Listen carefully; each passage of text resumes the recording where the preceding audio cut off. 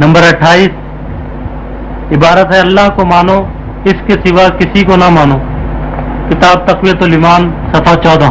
یہ وہی تقویۃ الایمان کتاب کا حوالہ ہے. یہ دیکھیں، یہ صاف طور پر لکھا ہے اللہ کو مانے اور اس کے سوائے کسی کو نہ مانے، اور یہ فائدہ کے طور پہ لکھی ہے. یعنی جتنے پیغمبر آئے ہیں سو وہ اللہ کی طرف سے یہی حکم لائے ہیں کہ اللہ کو مانے اور اس کے سوائے کسی کو نہ مانے. تو اگر نبیوں کو ہی نہیں ماننا تو پھر اللہ پر ماننے کا دعویٰ کیسے ہو سکتا ہے؟